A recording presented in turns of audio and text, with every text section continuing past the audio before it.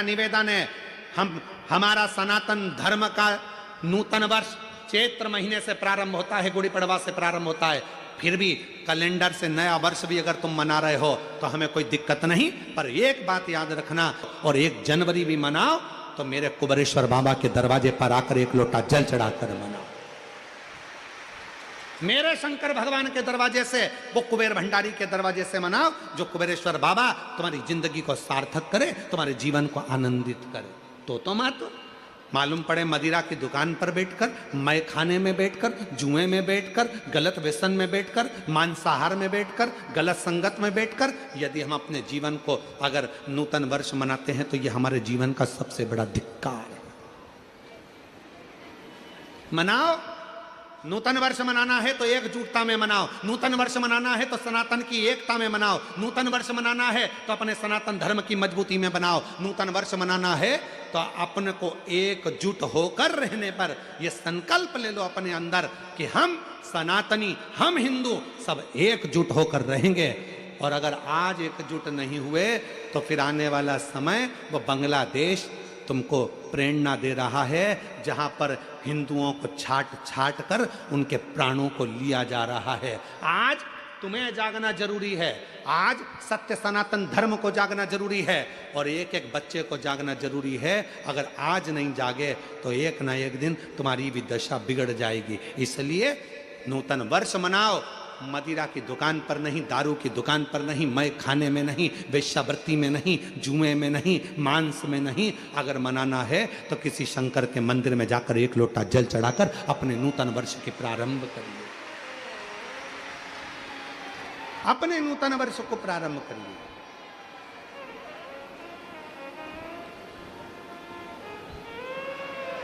जीवन की सार्थकता। फिर निवेदन करूं आप लोगों से, ऐसे दयालु, बोलो बोलो सब बोलो, रिश्ता बनाइए, ऐसे दयालु नाथ से रिश्ता बनाइए, मिलता रहेगा आपको जो कुछ भी चाहिए, मिलता रहेगा आपको जो कुछ भी चाहिए। मांगा है भोलेनाथ से वरदान एक ही, मांगा है भोलेनाथ से वरदान एक ही, तेरी कृपा बनी रहे जब तक है जिंदगी, तेरी दया बनी रहे जब तक है जिंदगी।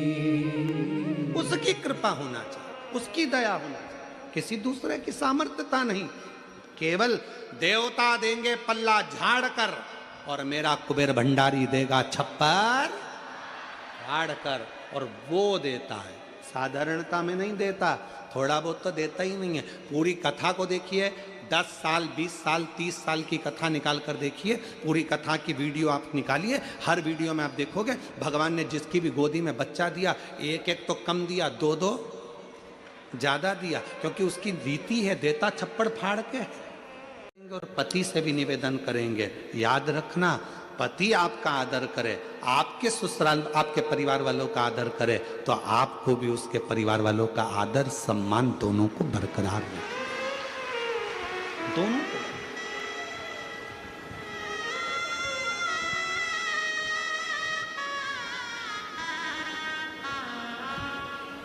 हम आप लोगों से पूछें तो आप लोग बताएंगे, हम कई लोगों से पूछते हैं, क्यों शिव जी को जल क्यों चढ़ाती हो, 1 लोटा पानी क्यों चढ़ाती हो, 1 लोटा जल क्यों चढ़ाती हो, 1 लोटा जल क्यों चढ़ाती हो।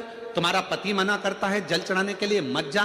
कई बार पति कह देता है क्यों जा रही है भीड़ में, क्यों जाती हो, क्यों 1 लोटा जल चढ़ाती हो। मेरी जितनी जीजियां बैठी हैं, इनके दिल की बात कहूं तो छोटी बात नहीं होगी। इन माताओं से जाकर कोई पूछे कि एक स्त्री, एक नारी, एक बेटी शंकर को जल क्यों चढ़ाती है, अपने लिए नहीं, जल चढ़ाऊंगी, मेरा पति अच्छा रहे, उसका स्वास्थ्य अच्छा रहे, उसकी तरक्की हो जाए, उसकी नौकरी हो जाए। पत्नी जल चढ़ाती है अपने पति के लिए, एक माँ जल चढ़ाती है अपने बेटे के लिए, मेरे बेटे के यहाँ संतान नहीं है, बाबा उसको औलाद हो जाए, बाबा मेरे एक बेटे की जॉब नहीं है, उसकी जॉब लग जाए, बाबा मेरी बेटी की यहाँ तकलीफ है, बाबा उस बेटी का दुख मिट जाए। एक माँ जल चढ़ाती है अपने बच्चे के लिए, अपने बेटे के लिए, अपनी बेटी के लिए। एक पत्नी जल चढ़ाती है अपने पति के लिए। एक दादी जल चढ़ाती है अपने नाती पोते पंती बेटा बहू सब के लिए। जरा विचार करिए, एक स्त्री केवल एक ऐसी होती है, करवा चौथ का व्रत भी करती है तो पति के लिए, तीज का व्रत करती है अखंड सौभाग्य पति के लिए, संतान सप्तमी का व्रत करती है अपनी औलाद के लिए। कोई सा व्रत एक नारी का ऐसा नहीं है जो नारी खुद के लिए करती हो। जितने व्रत हैं सारे दूसरे के लिए हैं। वो भारत की नारी है, वो भारत की नारी है जो अपने लिए कम जीती है और जगत के लिए ज्यादा जीती है, अपने परिवार के लिए ज्यादा जीती है, अपने कुटुंब के लिए ज्यादा जीती है। वो भारत की नारी है।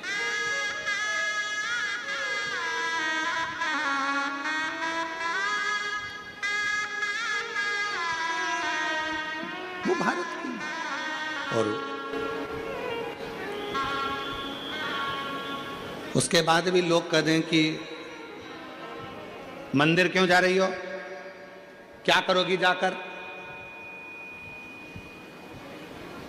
पहले हमारा पांव का जूता ला कर दे दो, पहले बैग ला कर दे दो, पहले ये सामान। वो कह रही है मैं सब ला कर दूंगी, पर पहले शंकर को एक लोटा जल इसलिए चढ़ा रही हूं, तुम ऑफिस के लिए यहां से निकल कर जाओ तो खुश होकर जाओ और वापिस आओ तो खूब आनंद के साथ आओ, इसलिए एक लोटा जल चढ़ा। पर कौन समझाए? बुद्धि में जब अहंकार भर जाता है, बुद्धि में जब अहम आ जाता है, बुद्धि में जब बहुत ज्ञान का अभिमान आ जाता है तो व्यक्ति हर कुछ बोलने लगता है, उसकी शुद्धता नहीं रहती। दो प्रदोष आती है। कभी किसी से पूछो कि भगवान शंकर का यह अविरल त्योहार प्रदोष का व्रत क्यों आता है, क्यों भगवान शंकर की आराधना प्रदोष के दिन करी जाती है? क्यों कभी सोमवार भौम प्रदोष आ जाती है, कभी गुरुवार का प्रदोष आ जाता है, कभी शुक्रवार का प्रदोष आ जाता है, कभी कोई प्रदोष आ जाता है। ये प्रदोष का व्रत क्यों आता है? उसका एक कारण है, भगवान शंकर प्रदोष का व्रत धारण कर कर फिर अगला जो दिन होता है उस दिन मेरे शंकर भगवान अपने सारे गणों के साथ नंदी भृंगी श्रृंगी नर गंधर्व अप्सरा किन्नर देवता पशु पक्षी जितने भी होते हैं मेरे शिव सबके साथ बैठकर अपना महाप्रसाद ग्रहण करते हैं।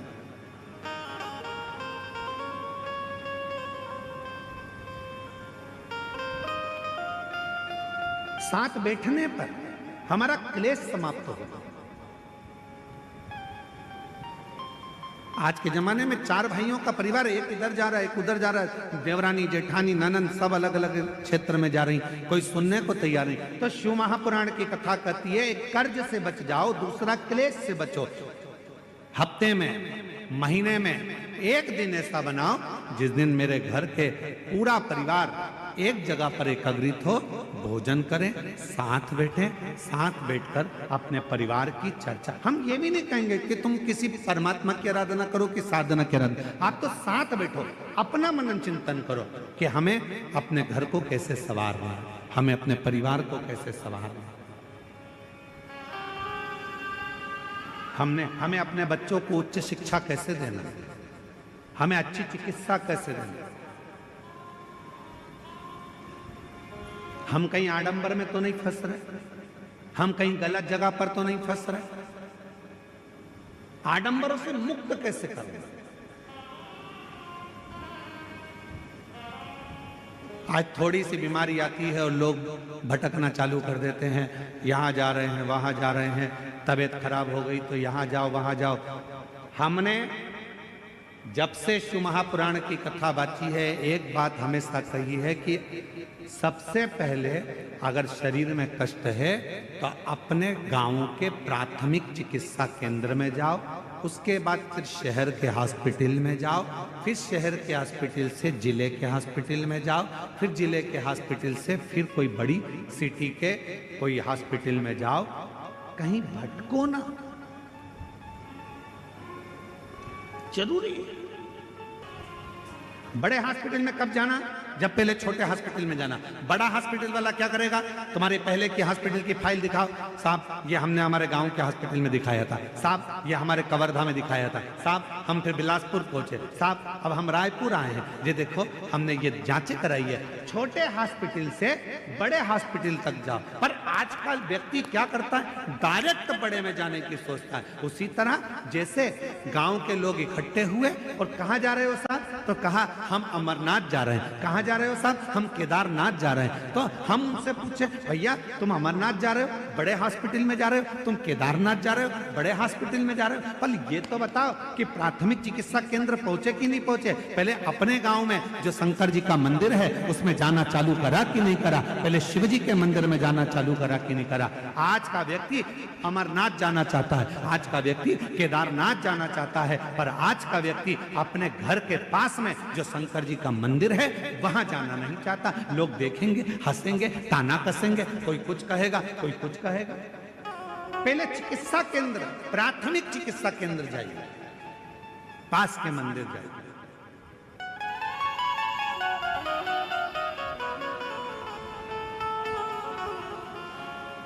और जब आप प्राथमिक चिकित्सा केंद्र में जाएंगे तो बड़े हॉस्पिटल तक पहुंचने की जरूरत नहीं पड़ेगी, ये निश्चित है।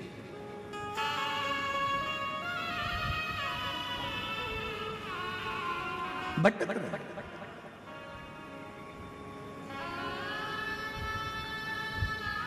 कर्ज से बचो, क्लेश से बचो। हफ्ते में एक दिन ऐसा बनाओ कि हमारा घर, हमारा परिवार, हम सब बैठे भगवान शंकर प्रदोष का जब आनंद करते हैं तो भगवान शिव सारे नंदी भृंगी श्रृंगी गण जितने भी हैं, देवता किन्नर गंधर्व जितने भी हैं, सबको एक साथ लेकर बैठते हैं, सबको एक साथ लेकर प्रसाद ग्रहण करते हैं, प्रसाद एकजुटता में, क्लेश से। और तीसरे नंबर पर कहा कलंक से बचिए।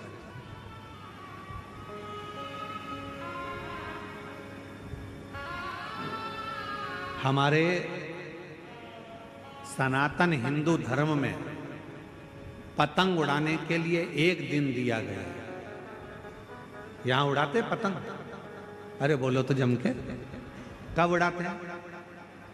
जम के बोलो। मकर संक्रांति। हमारे सनातन धर्म में, हिंदू धर्म में पतंग उड़ाने के लिए एक दिन दिया है,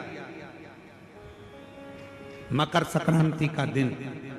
उड़ा लो जितनी उड़ाना है, खूब काटो जितनी काटना है।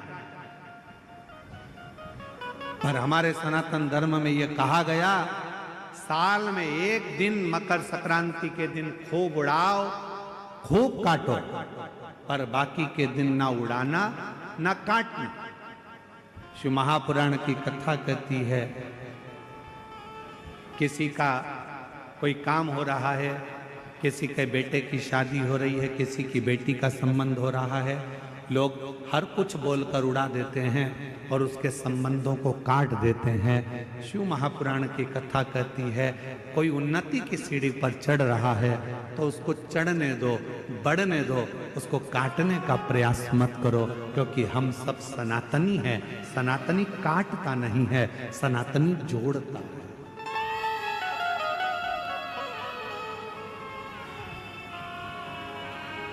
सनातनी कभी काटने का काम नहीं करेगा, सनातनी जोड़ने का काम करेगा। वो जोड़ता। इसलिए वर्ष में एक दिन दे दिया गया मकर संक्रांति का दिन कि खूब उड़ाओ, खूब काटो। तुम्हें जितनी पतंग उड़ाना है उतना उड़ाओ, जितनी तुम्हें काटना काटो, पर बाकी के दिन किसी का संबंध हो रहा है, बेटे की शादी हो रही है, बेटी का संबंध हो रहा है, कोई पढ़ने के लिए जा रहा है, एजुकेशन करने के लिए जा रहा है, कोई नौकरी करने के लिए जा रहा है, हम काटते जाते हैं। तेरे बस का नहीं है, तुझसे नहीं बनेगा, तू इंजीनियरिंग नहीं कर पाएगा, तू डॉक्टर नहीं बन पाएगा, तू ये नहीं कर पाएगा, तू वो नहीं कर पाएगा। बल्कि उसको हिम्मत दो, तू हमारे गांव का है, हमें विश्वास है कि एक ना एक दिन तो इंजीनियर बनकर रहेगा, एक ना एक दिन तो डॉक्टर बनकर रहेगा, एक ना एक दिन तो कलेक्टर बनकर रहेगा। ये उसको विश्वास दो, उसको बल दो, उसको शक्ति दो, उसको दृढ़ता बनाओ, तो वो उन्नति करेगा।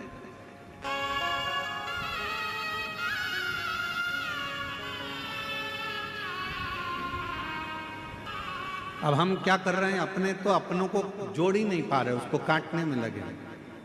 तेरे बस का नहीं है तो कुछ नहीं कर सकता। शिव महापुराण की कथा में देवराज नाम के ब्राह्मण का चरित्र आता है कि देवराज नाम का ब्राह्मण कुल में जन्म लिया। जो मिला उसको, उसने कहा तेरे जैसा पापी नरक में गिरेगा, तू ऐसा करेगा तू नरक जाएगा, तुझे कीड़े पड़ेंगे, तुझे शरीर ऐसा हो जाएगा, क्योंकि तू कभी भगवान के मंदिर नहीं गया, कभी शिवालय नहीं गया, कभी देवालय नहीं गया, तूने कभी भगवत भजन नहीं करा, कभी स्मरण नहीं करा।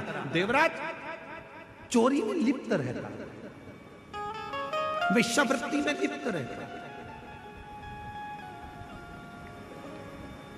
उस देवराज नाम के ब्राह्मण ने कभी कोई अच्छा कर्म नहीं करा, बेकार कर्म में वो लिप्त रहा, बेकार।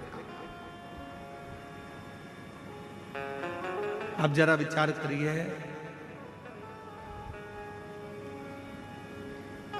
बेकार कर्म में देवराज लिप्त रहा, खूब लिप्त रहा, और उसकी जो माता जी थी, उसकी जो माँ थी, वो भगवान की परम उपासक थी। उनकी जो माँ है वो भगवान की परम उपासक, शिव की साधना, शिव की आराधना, शिव की उपासना वो करते। और हुआ क्या, यदि अपने घर का एक व्यक्ति भी अगर शंकर जी को एक लोटा जल चढ़ा रहा है, तो यह मानकर चलना उस घर के 71 पीढ़ी कभी गलत मार्ग की ओर नहीं जाएगी, वो सतमार्ग की ओर जाएगी।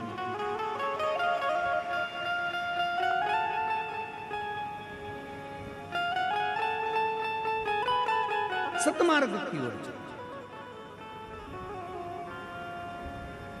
एक लोटा जल कोई साधारण, एक पत्र है, अच्छा है, देखिए एक पत्र आया है,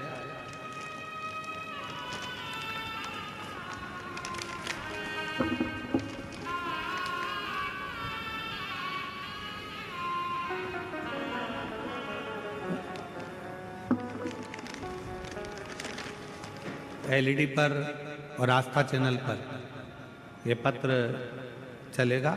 आप लोग एलईडी पर भी पढ़ सकते हैं और आस्था चैनल पर भी इस पत्र को पढ़ सकते हैं।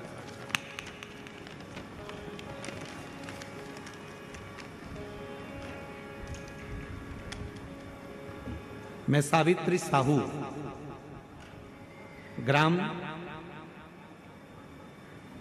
गेंदपुर, जिला कबीरधाम, छत्तीसगढ़ से आई है। कहीं बैठी हो तो हाथ हिला सकती हैं, अगर कहीं बैठी हो तो हाथ हिला सकती हैं। मैं सावित्री साहू, ग्राम गेंदपुर, जिला कबीरधाम, छत्तीसगढ़ की रहवासी हूँ। कहीं बैठी हैं? अच्छा, आप ही आ जाइए, बेलपत्र लेकर जाइए, आ जाओ। गुरुदेव, बाबा की महिमा का मैं क्या गुणगान करूं? भगवान भोलेनाथ तो करुणा सागर है। मई 2025 में मेरी तबीयत अचानक से बहुत ज़्यादा खराब हो गया। पहले गले के अंदर दर्द चालू हुआ, फिर उसके बाद गले में फोड़े होने लगे।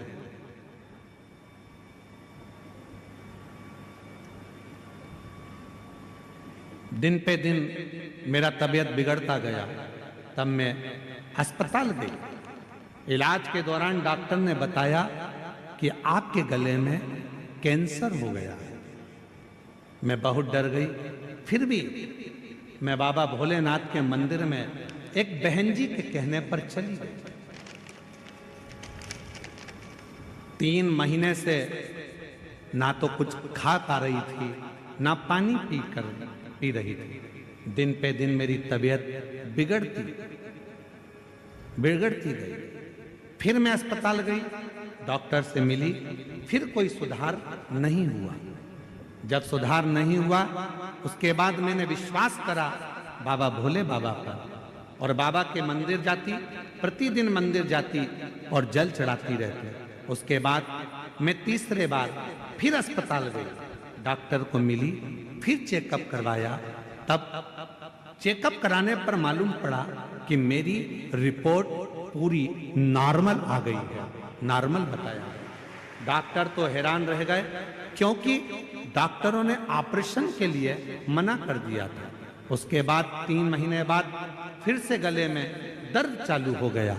फिर मैं डर गई, लेकिन मैं अस्पताल के लिए फिर पहुंच गई और हॉस्पिटल में जाकर मैंने फिर जांच कराई। जांच कराने पर पता चला कि मेरा जो कैंसर की बीमारी थी वो भी पूर्ण तरह से समाप्त हो गई। बाबा को धन्यवाद देने के लिए आई हूँ, शिव को नमन करने के लिए आई हूँ। मेरा नाम सावित्री साहू, ग्राम गेंदपुर, जिला कबीरधाम, छत्तीसगढ़ से आई। एक लाइन अच्छी लिखी है, आप और हम गुनगुनाते हैं। हम तो बाबा के भरोसे चलते हैं, हम तो बाबा के भरोसे चलते हैं। ये दुनिया वाले जलते, ये दुनिया वाले जलते, हम तो बाबा के भरोसे चलते हैं, हम तो बाबा के भरोसे चलते हैं। एक विश्वास शिव के प्रति, शंकर के प्रति, भगवान शंकर की दृढ़ता के प्रति, एक लोटे जल के प्रति।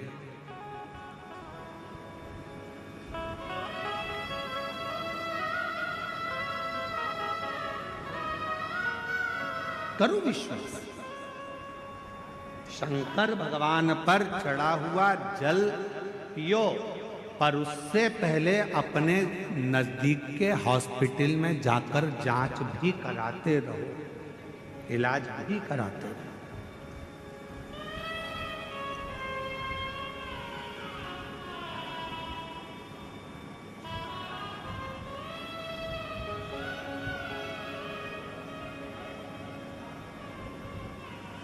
शिव की आराधना के साथ में अविरल भक्ति को धारण करना जरूरी है। क्या करते हैं शिव? भगवान शंकर करते क्या? आपके गांव में अगर शंकर जी का कोई मंदिर है, शंकर जी का ओटला है, शिव जी को एक लोटा जल चढ़ा रहे हो, शिव करेंगे क्या?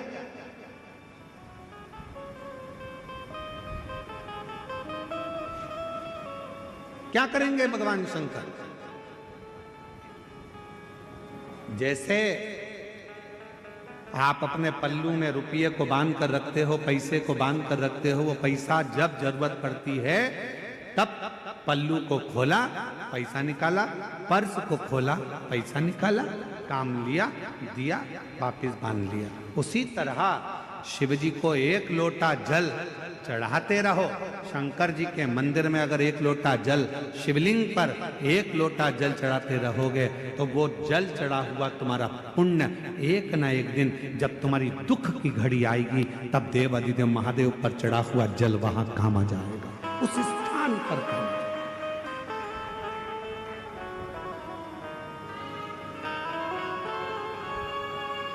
जाते हो आप लोग जल चढ़ाने के लिए? कितने लोग जाते हैं? जरा हाथ उठाओ जरा। शिव जी पे एक लोटा जल। वाह वाह, बहुत बढ़िया, जोरदार। आप सभी को प्रणाम करता हूँ, नमन करता हूँ जो आप भगवान देवाधिदेव महादेव को एक लोटा जल चढ़ा रहे हो और अपने दुख को मिटा रहे हो। साधुता है।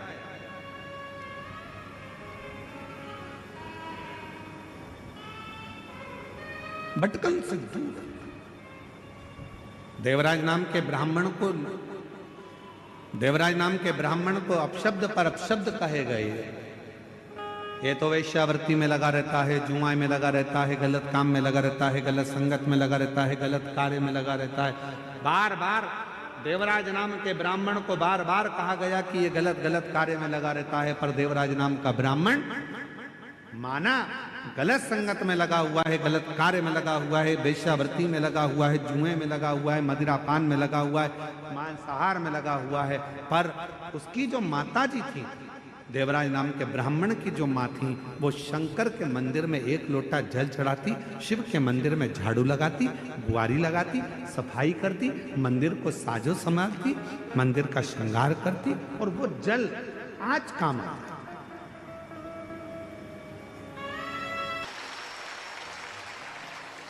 जो बड़ी आस लेकर बहुत सालों से बैठे हुए थे, एक लोटा जल देवाधिदेव महादेव को समर्पित कर रहे थे, और बोल बम का नारा है। इतना धीमे से बोलोगे तो कल्याण तुम्हारा है।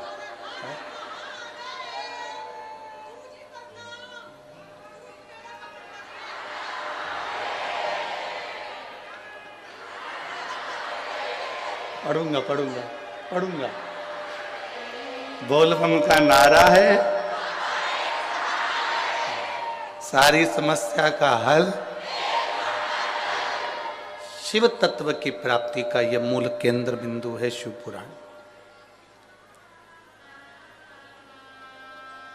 अपने बेटों से, अपनी बेटी से, अपने घर में रहने वाले लोगों से अपने को एक रिश्ता बनाना पड़ता है। परिवार वालों से एक रिश्ता बनाना पड़ता है।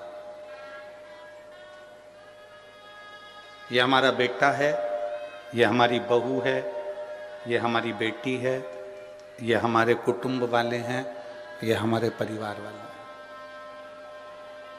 शिव महापुराण की कथा कहती है कि परिवार वालों से एक रिश्ता बनाना पड़ता है, पर परमात्मा से कोई रिश्ता बनाना नहीं पड़ता, वो रिश्ता अपने आप बन जाता है और निभता भी है।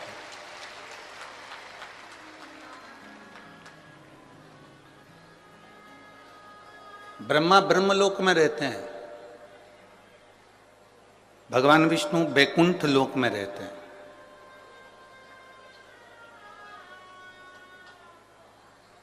ब्रह्मा ब्रह्मलोक में है, भगवान विष्णु बैकुंठ लोक में है, और केवल एक देवाधिदेव महादेव जो ना ब्रह्मलोक में है, ना बैकुंठ लोक में है, ना इंद्र लोक में है, अपने भक्तों के दुख को दूर करने के लिए मृत्यु लोक में विराजमान है। इस पृथ्वी पर, इस भूमि पर, इस धरा पर है।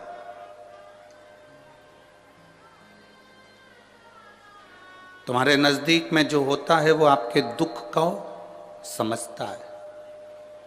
पत्नी को तकलीफ हुई तो पति उसके दुख को समझता है, पति को तकलीफ हुई तो पत्नी उसके दुख को समझती है, बेटे को तकलीफ हुई तो माँ उसके दुख को समझती है, बेटी को तकलीफ हुई तो बाप उसके दुख को समझता है, भाई को तकलीफ हुई तो भाई उसके दुख को समझता है। कारण वो आपके करीब में, आपके नजदीक में। जो नजदीक में होगा वो दुख समझेगा।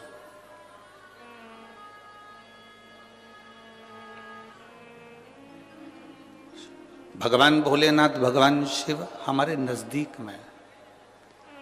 अगर हमको इतना सा भी दुख आता है और हम एक लोटा जल लेकर महादेव के मंदिर में पहुंच जाते हैं, वो आपके जल की दशा को देखकर पहचान जाता है कि इसको दुख क्या है। कहना नहीं पड़ता। द्वारिकाधीश जी के सामने, भगवान द्वारिकानाथ के सामने सुदामा जी गए तो सुदामा जी ने नहीं कहा कि मैं भूखा रह रहा हूं, मेरा परिवार भूखा है, मेरे बच्चे भूखे हैं, मेरा कुटुंब, मेरा परिवार, मेरा घर के बच्चे मेरे भूखे हैं। ये सुदामा जी ने कृष्ण भगवान के सामने नहीं कहा। भगवान कृष्ण के आगे ये बात उन्होंने कही नहीं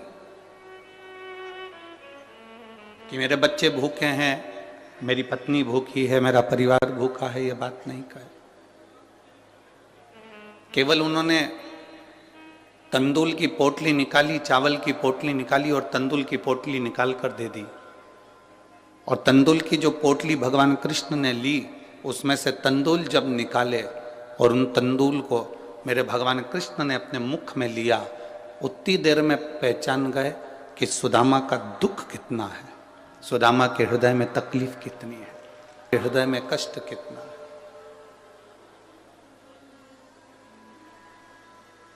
सुदामा की जिंदगी में दुख कितना आया, वो केवल तंदूल से पहचान।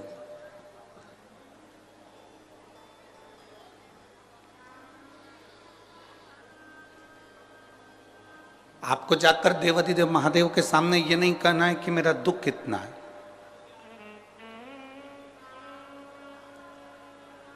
आपको महादेव के सामने जाकर ये नहीं कहना है कि मेरा कष्ट कितना है।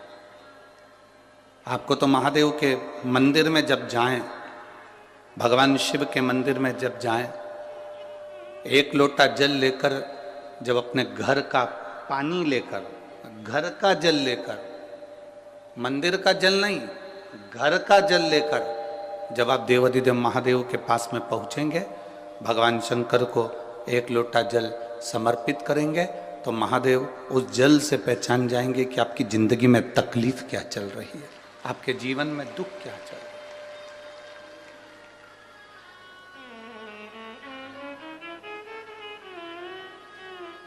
पति को बार बार कहना पड़े कि मेरे सिर में दर्द हो रहा है, मेरे सिर में दर्द हो रहा है, मेरे सिर में दर्द हो रहा है, और पत्नी फिर दवाई दे या बाम की शीशी ला कर दे, वो एक अलग बात है। पति के सिर में दर्द हो,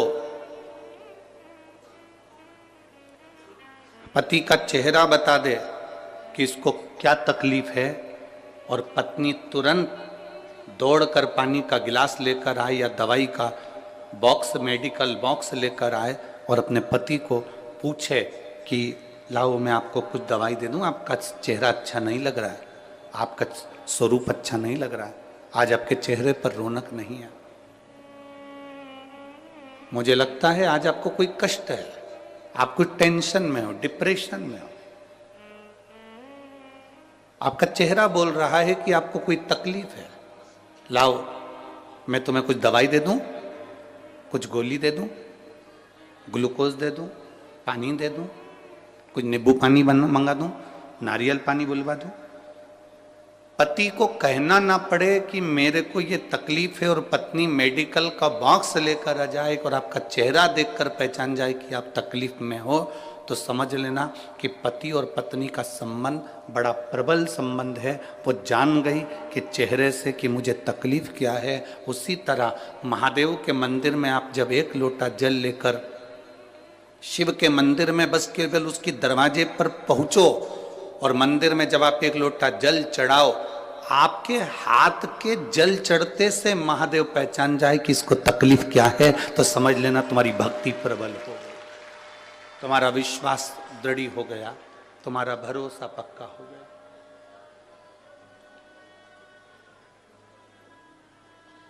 एक भरोसा भी तो पक्का होना चाहिए। गुरु नानक देव जी के 2 पुत्र, 4-5 शिष्य,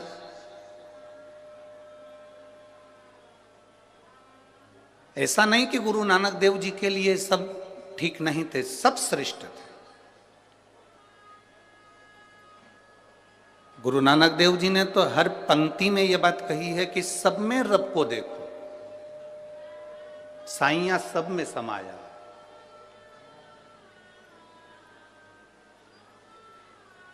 पर कोई कोई ऐसा होता है जो अपने गुरु के लिए, अपने परमात्मा के लिए, अपनों के लिए अपने प्राण तक निछावर करना जानता है। कोई कोई होता है, सब नहीं।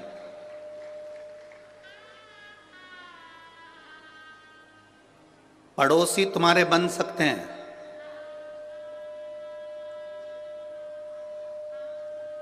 कॉलोनी में रहने वाले तुम्हारे बन सकते हैं, दूर रहने वाले तुम्हारे बन सकते हैं, दूसरों को अपना बनाना सरल है, पर अपनों को अपना बनाना दुनिया का सबसे कठिन काम है। आप दूसरे को अपना बना सकते हो, दूसरे को अपना बना लोगे, वो सरल है, पर जो अपने हैं उनको अपना बनाकर रखना ये दुनिया का सबसे कठिन काम है।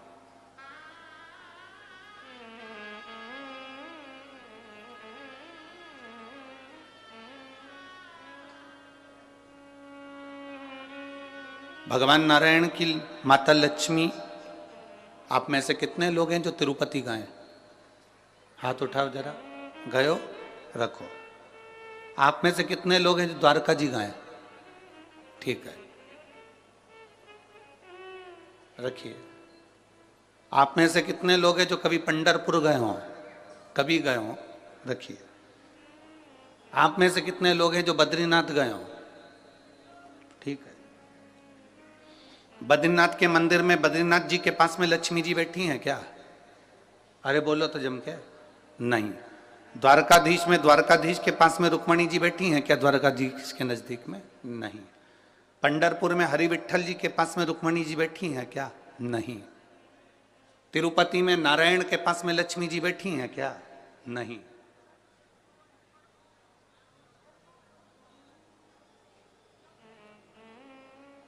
केवल एक देवाधिदेव महादेव ऐसे हैं जिनकी धर्म पत्नी उनके साथ नजदीक में सदा विराजमान है।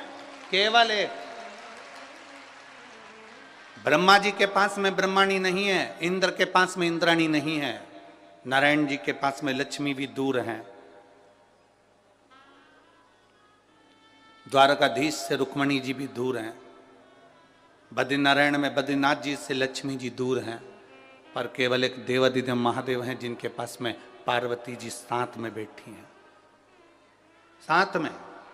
क्योंकि दूसरों को अपना बनाना सरल है, पर अपनों को अपना बनाना कठिन है। और मेरे महादेव ने वही करा है, अपनों को भी अपना बनाया और दूसरे को भी अपना बनाया। ये महादेव का सबसे बड़ा गुण तत्व, सबसे बड़ा गुण तत्व मेरे महादेव का, अपनों को भी अपना बनाया और दूसरे को भी अपना।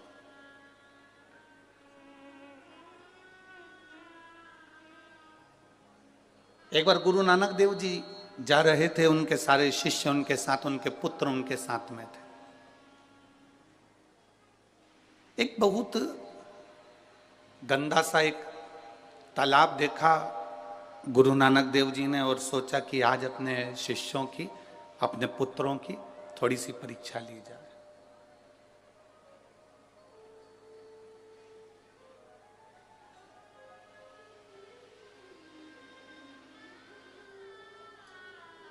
उनके पास में कटोरा था, पात्र था। उस कटोरे को गुरु नानक देव जी ने उस गंदे तालाब में फेंक दिया। बैठ गए, सब आए, सारे शिष्यों से कहा कि मेरा कटोरा इस गंदे नाले, इस गंदे तालाब में गिर गया है, कोई निकाल के ला दो। पुत्रों ने भी मना कर दिया, चले गए। शिष्य भी चले जा रहे हैं। केवल एक गुरु नानक देव जी का एक शिष्य लहना ऐसा था, उस लहना ने जब देखा और गुरु नानक देव जी ने कहा कि गुरुदेव आप बैठे हो? हाँ। क्यों? मेरा कटोरा इस गंदे तालाब में गिर गया। अभी कोई निकल कर नहीं गए क्या? सब गए। मेरे बेटे भी निकल कर गए, मेरे शिष्य भी निकल कर गए, पर कोई गंदे तालाब में कूदने को तैयार नहीं। लहना ने कहा गुरुदेव आपको कटोरा चाहिए? हाँ। लहना ने एक बार भी कुछ बात नहीं करी और लहना कूद गया उस गंदे तालाब में और कटोरा निकाल कर अपने गुरुजी को हाथ में लाकर दे दिया। गुरुदेव ये कटोरा। गुरु नानक देव जी ने कहा कि तूने ये नहीं पूछा कि कटोरा गिरा कैसे? कटोरा गया कैसे? तूने एक बार भी नहीं पूछा कि ये कटोरा गिरा कैसे, गया कैसे, गंदे तालाब में पड़ा कैसे? गुरुदेव आपने कह दिया ना कि कटोरा बस तालाब में गिर गया। अगर शिव का वचन शिव महापुराण के शब्दों पर, गुरु के शब्दों पर यदि एक विश्वास पक्का है, तो फिर उस विश्वास पर अगर तुम चल दिए तो ये निश्चित है कि एक ना एक दिन गुरु की और शिव की कृपा जब बन गई तो जिंदगी में अपनी हाल हो ही जाओ। फिर आपको निहाल होने में कोई दिक्कत नहीं है।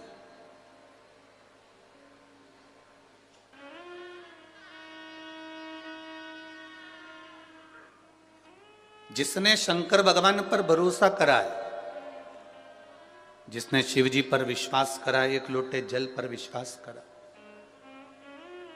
उसका हाथ मेरे देवाधिदेव महादेव ने पकड़ लिया। मेरे शंभू ने उसका हाथ पकड़ लिया। एक जरा से कटोरे से गुरु नानक देव जी ने यह अंदाजा लगा लिया था कि मेरे सिंहासन पर, मेरी गादी पर, मेरी जगह पर, मेरे इस सुख को कौन जान सकता है, कौन पहचान सकता है। अपने बेटों को वो पद नहीं मिला, गुरु नानक देव जी के पुत्रों को वो पद नहीं मिला, अन्य शिष्यों को वो पद नहीं मिला जो लहना को मिला, जो लहना के पास प्राप्त हुआ।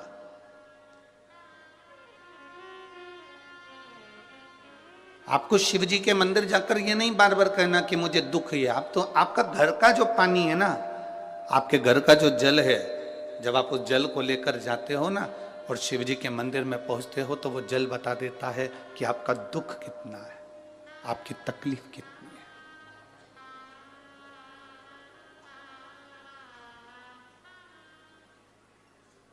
आरओ लगाने वाले को आप एक बार अपने घर पर बुलाना। आया आपके घर पर कभी आरओ लगाने वाला? आरओ का पानी, आरओ का जो मशीन लगाने वाला आपके घर पर आया होगा, सबसे पहले वो पानी की जांच करता है। बोलो री जीजियों, ओ बटिंडा वाली, और जितने मेरे जीजा बैठे हैं वो भी बोलो सही है कि गलत है।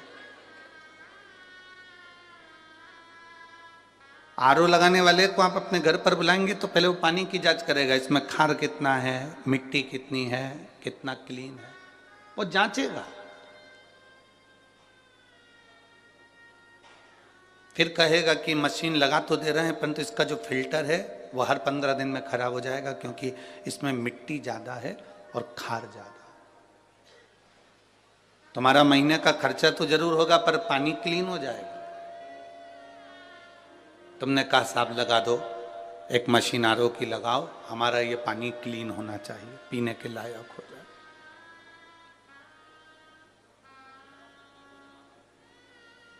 शिव जी के ऊपर जब एक लोटा जल चढ़ाने के लिए आप जाते हैं तो जैसे मशीन पानी को क्लीन करती चली जाती है, धीरे धीरे रोज जब हम देवाधिदेव महादेव पर एक लोटा जल समर्पित करते जाते हैं तो हमारी जिंदगी का दुख भी, कीचड़ भी भगवान भोलेनाथ क्लीन करते चले जाते हैं, धीरे धीरे साफ।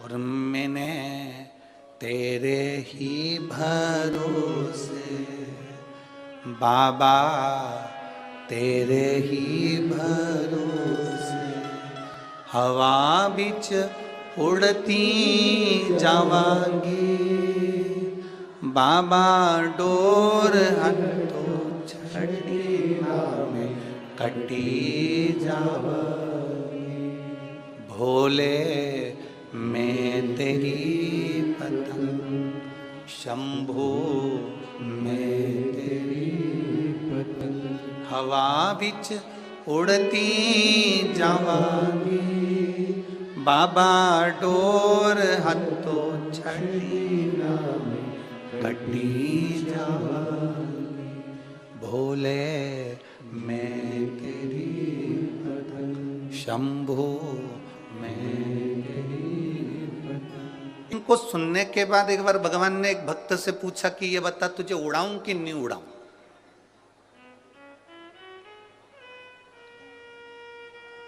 भक्त ने भगवान से पूछा मैं उड़ूंगा, कोई दिक्कत तो नहीं है। भगवान कहते हैं डोरी मेरे हाथ में है, उड़ाऊंगा, बहुत ऊपर पहुंचेगा, बहुत ऊपर पहुंचेगा। पर इतना याद रखना, पतंग और इंसान जितनी ऊंचाइयों पर जाता है, काटने वालों की संख्या ज्यादा बढ़ जाती है।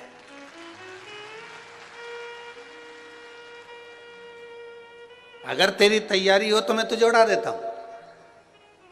पतंग और इंसान जितनी ऊंचाइयों को छुएगा, जितना ऊपर जाएगा, जितनी तरक्की करेगा, जितना जितना ऊपर जाएगा, काटने वालों की चारों तरफ भीड़ लग जाएगी। मैं ही काटूंगा। कितना उड़ रहा है अभी देखता हूं इसको। और पतंग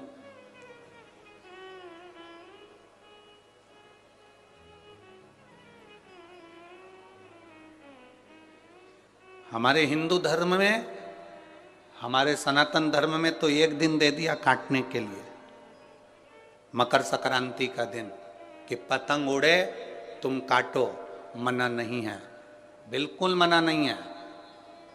एक दिन दिया है मकर संक्रांति का कि पतंग उड़ रही है तुम काटो, मना नहीं है, पर रोज मत काटो।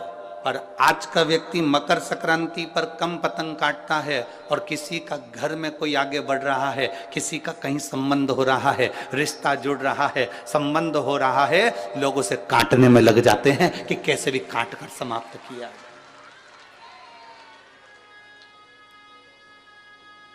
साल में एक दिन काटोगे ना चल जाएगा, पर रोज रोज मत काटो। किसी का संबंध हो रहा है, किसी के बेटे की शादी हो रही है, किसी बेटी का संबंध हो रहा है, कोई आगे बढ़ रहा है, कोई सीए कर रहा है, कोई एमबीए कर रहा है, कोई इंजीनियर बन रहा है, कोई डॉक्टर बन रहा है, कोई कलेक्टर बन रहा है, किसी का फाइल आगे बढ़ गई है, कोई आगे की ओर बढ़ता चले जा रहा है।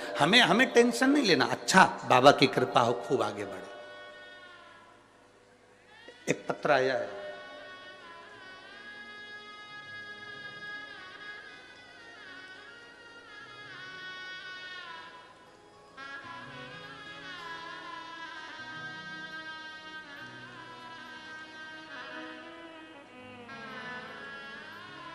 मेरा नाम देवी सुमरानी है, मैं हनुमानगढ़ की रहने वाली हूँ।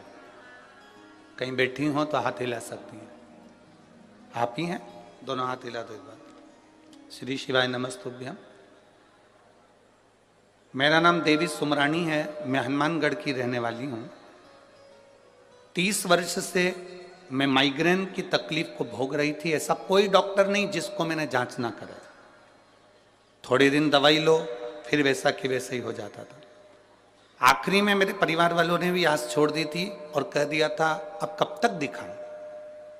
गुरुदेव, शिव जी पे चढ़ा हुआ एक लोटा जल और शंकर जी पे चढ़ी हुई एक बेलपत्र, ये वो औषधि है जो दुनिया का सबसे बड़ा काम कर देती है। और मेरे बाबा ने मेरे साथ वही करा।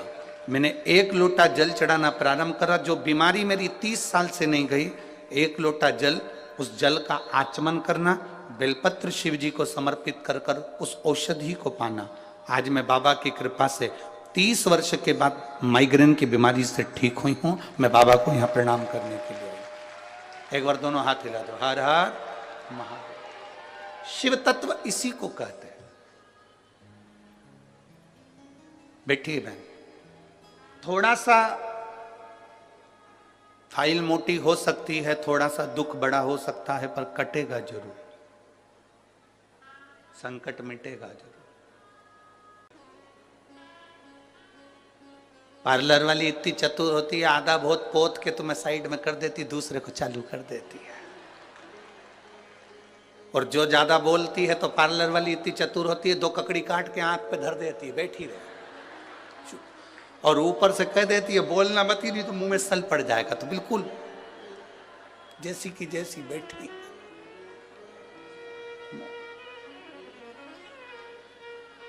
फिर बोली तो पार्लर वाली इतनी चतुर होती है कि होठों पे ना जाने वो पेंसिल से क्या, और मुंह खोल के बिठा दिया, अब बोल।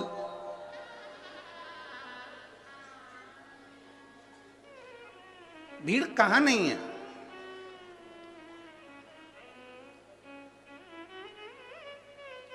अरे पूरे बठिंडा वालों को खुशियां मनाना चाहिए। पूरे भटिंडा वालों को खुशियां मनाना चाहिए। लोग नए साल में केदारनाथ, बद्रीनाथ, द्वारकाधीश, सोमनाथ, भीमाशंकर, मल्लिकार्जुन, कहीं बैद्यनाथ, कहीं महाकाल जाते हैं, और मेरा 12 ज्योतिर्लिंग भटिंडा में आकर बैठ गया है पहले ही।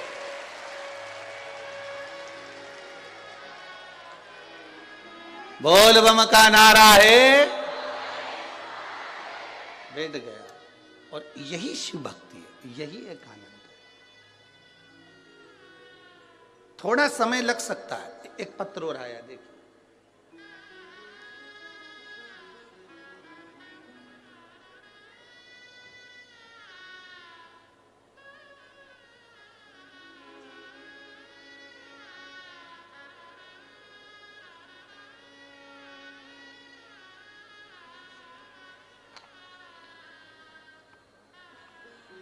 मेरा नाम पूनम रानी, मैं गांव भूलन, सही है, पंजाब की रहने वाली हूँ। गांव भूलन, पंजाब की रहने वाली। मेरा मोबाइल नंबर ही है। कहीं बैठी हैं आप ही हैं? दोनों हाथ हिला दो। श्री शिवाय नमस्तुभ्यं। अब कमर काम कर रही है बढ़िया, नीचे बैठते बन रहा है, ठीक है।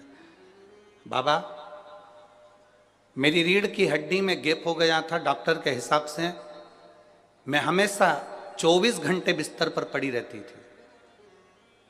1 मिनट भी उठकर कोई कार्य नहीं कर पाती थी। एक बार रिमोट मेरे हाथ में था टीवी का, और चैनल चेंज करते करते शिव महापुराण की कथा सुनी।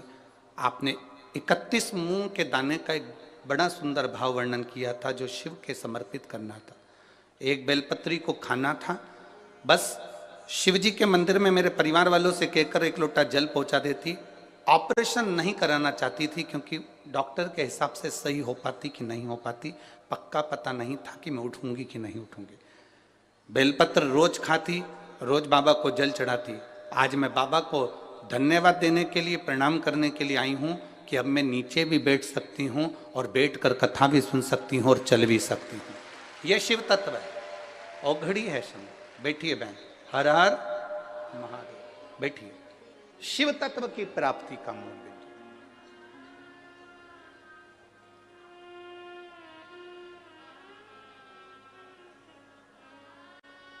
आप जितने विश्वास से सुनोगे, जिस आस से सुनोगे, मेरा बाबा तुम्हारे करीब में आएगा।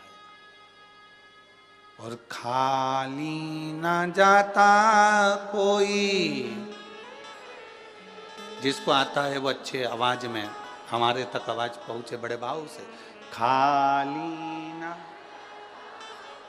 से तुम्हारे, खाली ना जाता कोई, दर से तुम्हारे मैं भी खड़ी हूँ नन्ही बाएं पसारे।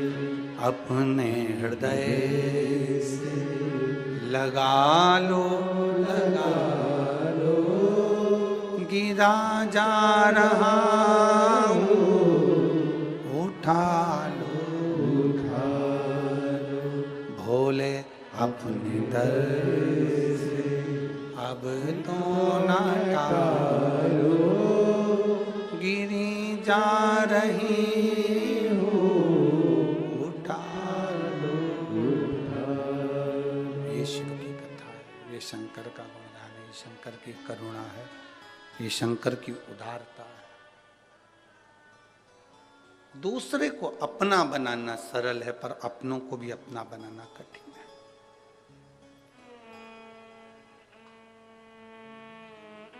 बहुत बढ़ोगे, ऊंचाइयों पर पतंग जाएगी तो काटने वालों की संख्या बढ़ेगी। पर हमें नहीं घबराना। आप ऊंचाइयों पर जा रहे हैं, अपनी मेहनत के बल पर जा रहे हैं, अपनी मेहनत के बल पर चल रहे हैं।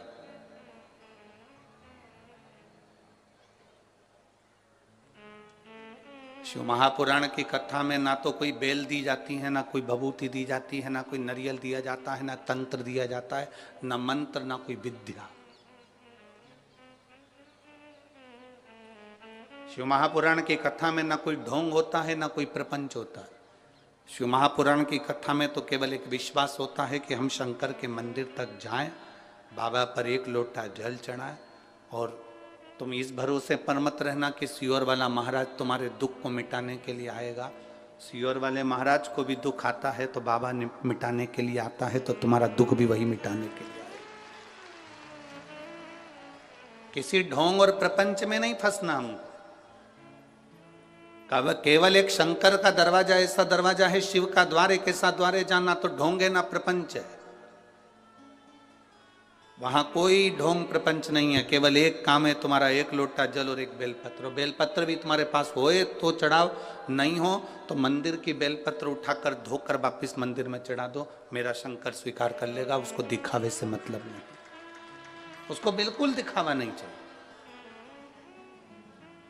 माता जी के मंदिर जाओगे, एक चुंदड़ी चढ़ाना पड़ेगी, चूड़ी चढ़ाना पड़ेगी, सुहाग सामग्री चढ़ाना पड़ेगा, हलवा पूड़ी का भोग लगाना पड़ेगा। भगवान नारायण के मंदिर में जाओगे, ठाकुर जी के मंदिर में जाओगे तो लड्डू का भोग लगाना पड़ेगा, पेड़े का भोग लगाना पड़ेगा, 56 भोग लगाना पड़ेगा। जितने मंदिरों में जाओगे कुछ ना कुछ देना पड़ेगा। पर महादेव के मंदिर में तो अगर आपके पास में एक लोटा जल हो तो चढ़ा दो, जल भी नहीं हो तो शिव जी की चढ़ी बेलपत्र वापिस चढ़ा दो, वो भी नहीं हो तो 3 बार ताली बजा दो, वो भी नहीं हो तो बम बम भोले बोलो और अपने घर को चल दो। इतने में शिव प्रसन्न,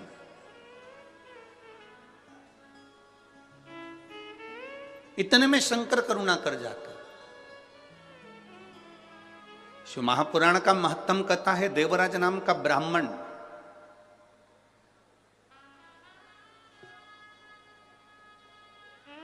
चोरी का धन है उसके पास में, चोरी की संपदा है उसके पास में।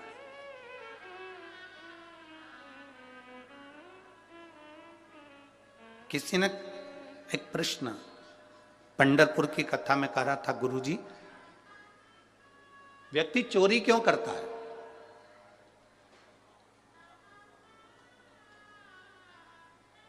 कोई आपसे पूछे, कोई आपके सामने ये प्रश्न रख दे कि व्यक्ति चोरी क्यों करता है, तो आप क्या उत्तर दो? उसका एक उत्तर है, व्यक्ति चोरी क्यों करता है? शिव महापुराण में देवराज की कथा को सुनना और बिंदुक की कथा को सुनना। देवराज की पत्नी, उसके बच्चे, उसके लिए भोलेनाथ बहुत कुछ दे देते थे, 2 समय का भोजन देते थे, पेट भर देते थे। उसके लिए, उसके परिवार को चलाने के लिए बाबा कोई कमी नहीं लाते थे।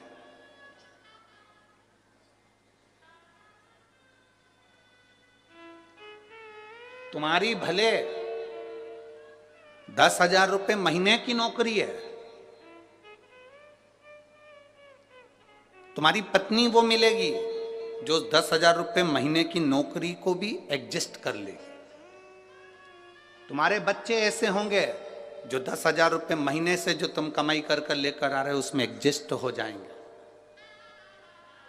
भगवान बनाता ही ऐसा है कि उतने में तुमको संतुष्ट कर कर रखता है। पर जब तुम गलत मार्ग पर जाने लगते हो, किसी गलत स्त्री के संग में आ गए, किसी गलत नारी के संग में आ गए, मदिरा पीने वाले के संग में आ गए, जुआ खेलने वाले के संग में आ गए, व्यसन में डूबने वाले के संग में आ जाते हो, तो फिर भगवान का दिया हुआ वो 10,000 रुपये महीने की नौकरी तुम्हें कम लगने लगती है और तुम कहीं ना कहीं से पैसा बहुत कमाना चाहते हो। जब तुम अपने लिए कमाते हो तो 10,000 में पूर्ति हो जाती है, पर तुम जब गलत व्यक्ति का संग पकड़कर गलत तरह से गलत लोगों के लिए कमाना चालू करते हो तब तुम्हें चोरी करना पड़ती है। जब तक तुम चोरी नहीं कर पाते, जब तक तुम्हारा परिवार चल रहा है, संतुष्टिपूर्ण है, तो तुम्हें चोरी की जरूरत नहीं, तुम्हें चोरी की जरूरत नहीं है।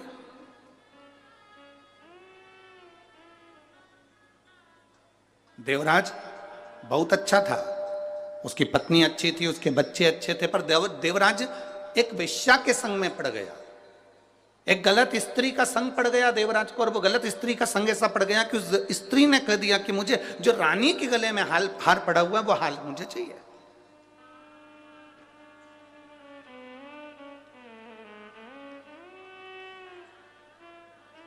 जो रानी के गले में हार पड़ा है वो हार मुझे ला कर दो। और देवराज अभी तक बहुत अच्छी जिंदगी जी रहा था।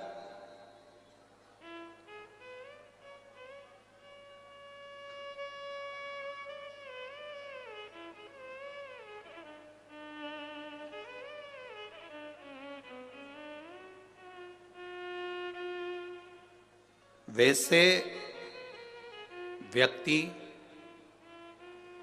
कम मरता है, पर जब व्यक्ति फैशन में थोड़ा सा पड़ने लगता है तो जल्द ही मरता है। कहीं ना कहीं ऐसे चुंगल में फंस जाता है कि वो फिर निकल नहीं पाता है।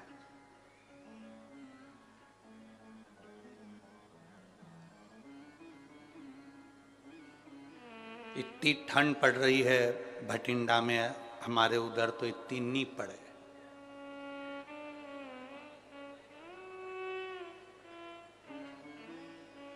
इतनी ठंड, सब कम्बल और शाल और सब ओढ़ ओढ़ के बैठे हैं, और ओढ़ना भी चाहिए। अब इतनी ठंड में अगर भटिंडा में कोई शादी हो तो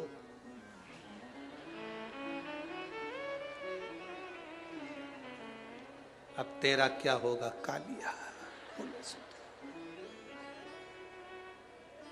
इतनी ठंड में और शादी भटिंडा में, और जो तुमने 2500 रुपये खर्च भी करे, अब वो दिखना भी चाहिए। और ठंड के मैं ही पड़ू, और देवर के यहाँ शादी, देवर के लड़के की, और पूरे फिर भले धूत जाऊंगी, पूरी कांप जाऊंगी, पर फैशन में जरूर जाऊंगी। अब बेचारा पति बार बार कोट पैंट पहन के बाजू में आके कोनी मार के बोला, शॉल ला दूं?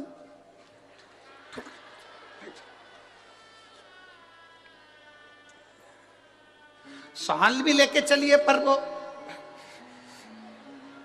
यूं नहीं है,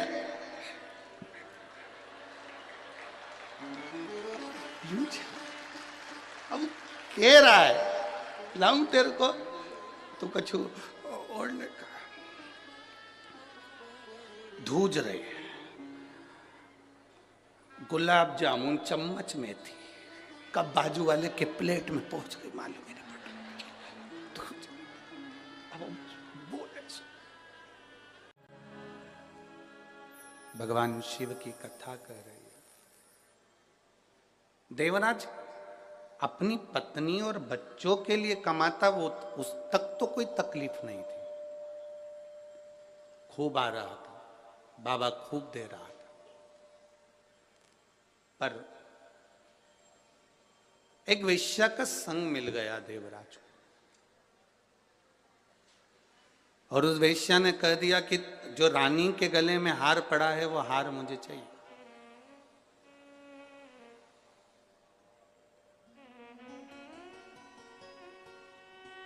वो हार मुझे ला कर दो।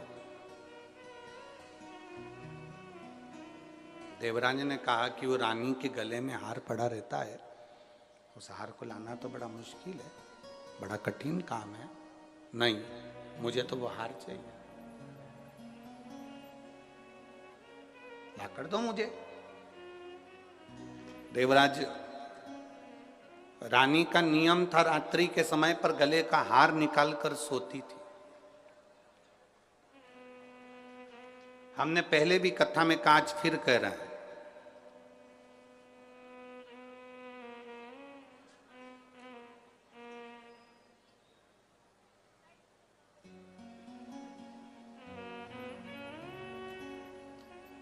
चोटे की नजर तुम्हारे गले पर होती है, चेन पर होती है, मंगलसूत्र पर होती है। लुच्चे की नजर तुम्हारी सुंदरता पर होती है, और महादेव की नजर तुम्हारी भक्ति पर होती है। हमने शिव महापुराण की कथा में पंढरपुर में भी कहा था कि भटिंडा पंजाब की जब कथा हो तो आप लोगों से निवेदन है कि गले में कोई सोने का सामान, कोई सोने का मंगलसूत्र, कोई सोने का कीमती सामान, कीमती मोबाइल, कीमती चीजें लेकर मत जाओ, क्योंकि मेरा भोलेनाथ तो खुद डायमंड है, अपने को वो लेकर वापस जाना है। अपने आभूषण सोने के लेकर नहीं आना, बहुत कीमती चीजें लेकर कथा के मंडल में नहीं जाना। भगवान की भक्ति करने जा रहे हो, दिखावे के लिए नहीं जाना हमको। हमें तो भगवान की विरल भक्ति पाना है। जहाँ जगह मिल जाएगी वहाँ बैठ जाएंगे, हमें जहाँ जगह प्राप्त हो जाएगी वहाँ बैठ जाएंगे। मालूम पड़े दरवाजे पर खड़े चिल्ला रहे हो, आवाज़ लगा रहे हो, तुम हमें जानते नहीं है, तुम हमें पहचानते नहीं हो, हम तो इनके रिश्तेदार हैं, हम उनके नातेदार हैं, तो दरवाजे वाले भी कह देंगे देखो यहाँ तो शंकर जी के सारे रिश्तेदार आए हैं, या रिश्ता एक ही चलता है भोलेनाथ का।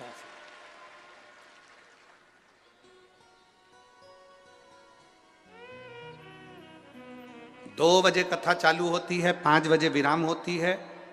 5 बजे तक कथा सुनो, अपने स्थान पर बैठो। आखिरी में जब 5 बजे कथा पूरी हो, कर्पूर गौरम हो, तब उस भूमि को नमन कर कर उसकी रज अपने मस्तक लगाकर घर जाना। 7 दिन की कथा तो भटिंडा में हो जाएगी, पर यह विश्वास है कि इतने जो पत्र आप लोग भेज रहे हो, 3 महीने के अंदर तुम्हारा भी एक पत्र इस व्यासपीठ पर जरूर आएगा, ये पक्का।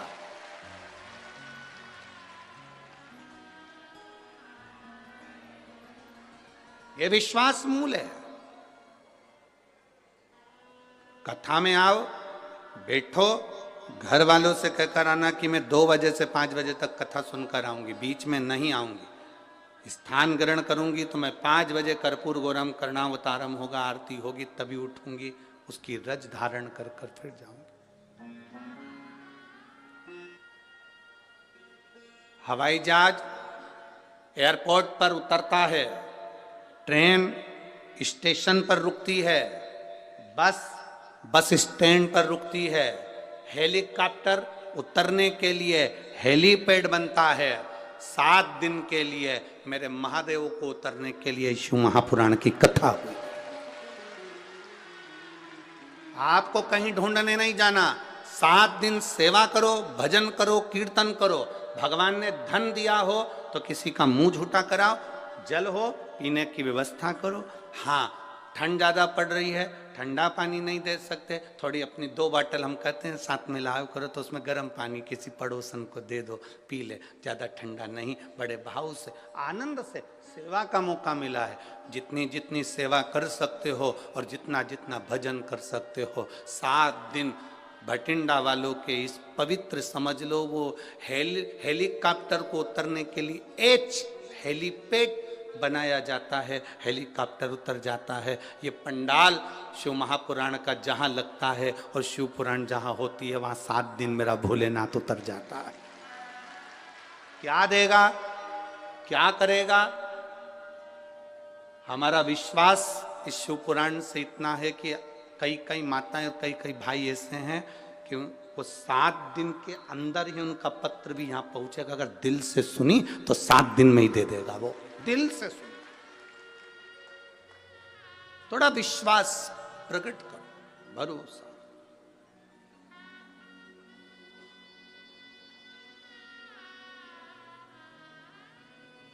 आप जितना विश्वास करेंगे उतनी शिव से प्राप्ति होगी।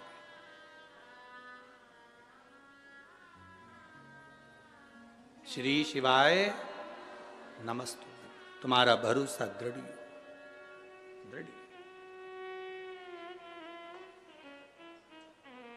देवराज चोरी का धन लिया है, रानी के गले का हार चुरा कर भाग लिया।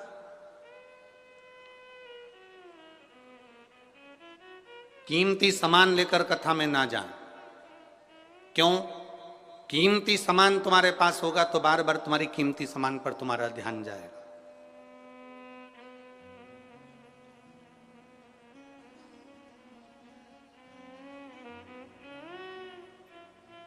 कीमती सामान की ओर तुम्हारा ध्यान ना जाए, इसलिए अपने घर छोड़कर आओ। यहां एक कीमती है, शिव महापुराण की कथा।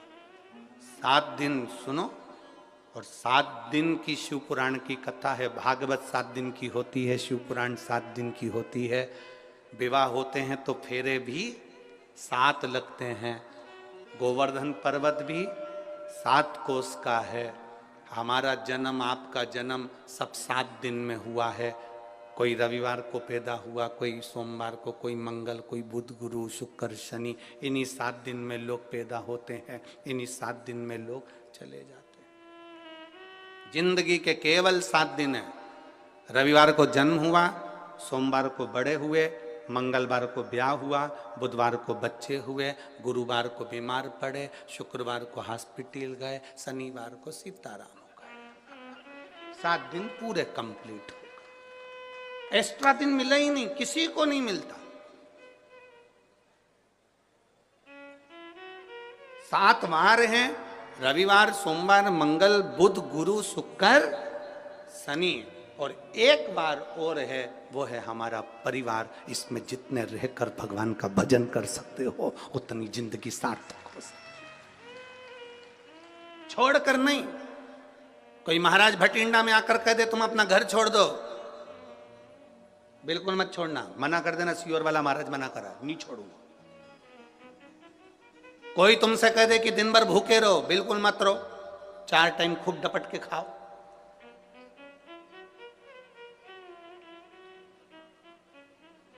कोई तुमसे कह दे फैशन छोड़ दो, बिल्कुल मत छोड़ो, और खजूर वाली चोटी बनाओ, नहीं छोड़ो। कुछ मत छोड़ो। हम जैसे अच्छे वस्त्र पहनना नहीं छोड़ते, भोजन नहीं छोड़ते, समय पर मैसेज देखना नहीं छोड़ते, मोबाइल चलाना नहीं छोड़ते, उसी तरह मैं शंकर की भक्ति भी नहीं छोड़ूंगी, पक्का है। बस उसमें दृढ़ी रहो, अटल रहो। हाँ, थोड़ा थोड़ा शब्दों के कारण बस परिवार में मतभेद हो जाता है, वो चलता है। एक पत्नी का जन्मदिन था, और पत्नी का जन्मदिन, और पति इतना खुश था कि आज मेरी पत्नी का जन्मदिन है और मैं उसके लिए केक लेकर जाऊंगा। और उसने तुरंत केक वाले को ऑर्डर दिया कि तू केक बना। केक वाले ने पूछ लिया तुम्हारी पत्नी का नाम क्या है, तो उसने कहा मेरी पत्नी का नाम तपस्या है। और केक वाले ने केक बनाया, केक पत्नी के सामने ले गया, जो खोला और खोलते से ही लड़ाई चालू हो गई, क्योंकि केक पर तपस्या नहीं समस्या लिखा था। लड़ाई चालू। पति की कोई गलती है? अरे बोलो तो। उसने तो, उस केक वाले ने पूछा पत्नी का नाम क्या, उसने कहा तपस्या हो। अब केक वाले ने लिख दिया समस्या, और पत्नी के सामने केक पहुंच गया, बहुत बड़ी समस्या खड़ी हो गई। बहुत हो जाता है संबंधों में, कहीं ना कहीं थोड़ा ना थोड़ा कुछ बातें हो सकती हैं, पर हमें तपस्या की समस्या नहीं करना है। भक्ति करो, भजन करो, और जितना जितना भक्ति में डूबोगे उतना उतना सुख का एक आनंद पाओगे। उतना। देवराज सोने के आभूषण चुराकर जा रहा था एक वेश्या को प्रसन्न करने के लिए। दुनिया को प्रसन्न करने के चक्कर में व्यक्ति गलत काम कर बैठता है। दुनिया को प्रसन्न करने के चक्कर व्यक्ति गलत काम कर लेता।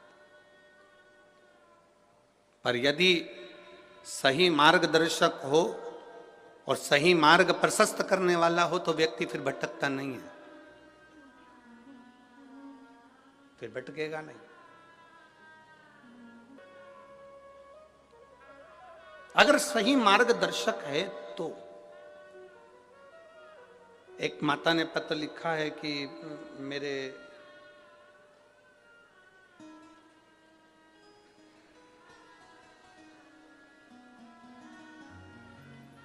मैं राजेंद्र गर्ग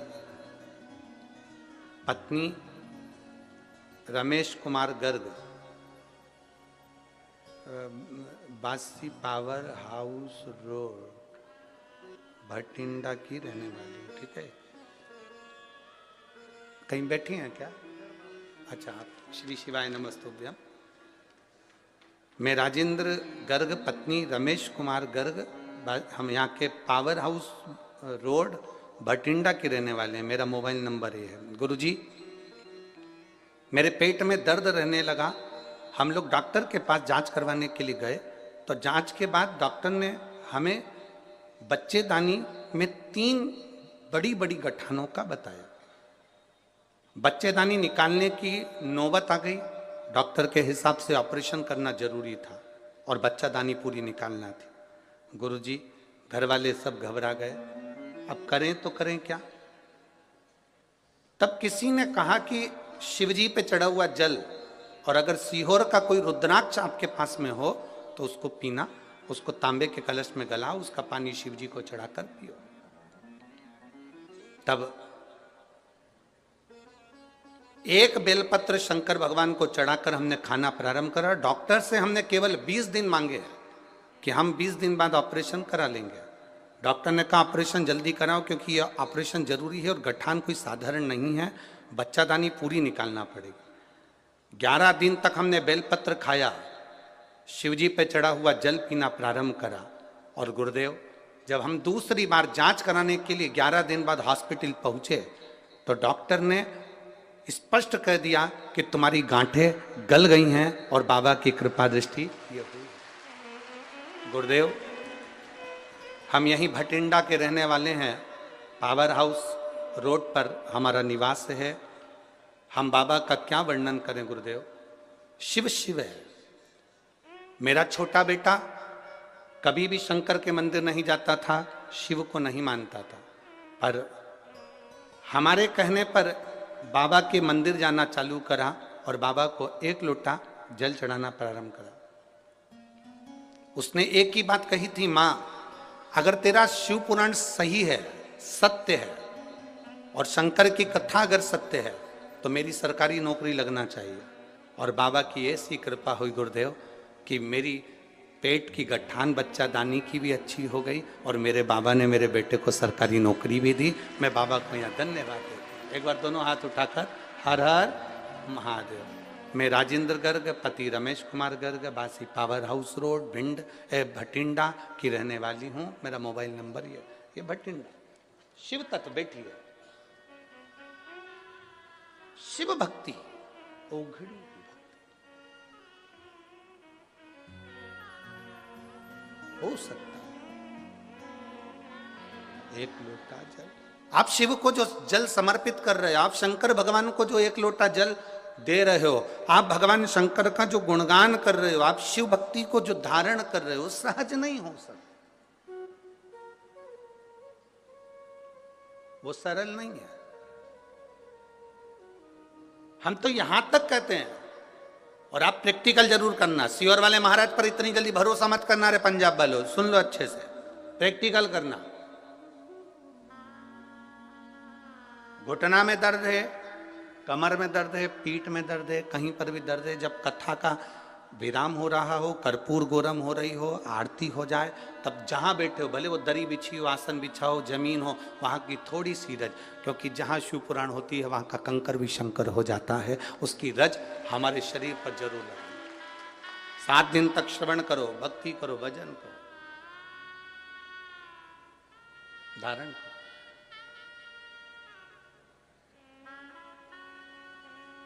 और ये अविरल भक्ति है। देवराज चोरी का धन लेकर जा रहा था और चोरी का धन ले जाते देवराज इतनी ठंड पड़ गई, इतनी ठंड पड़ गई, इतनी शरीर में ताप हो गया, बुखार आ गया।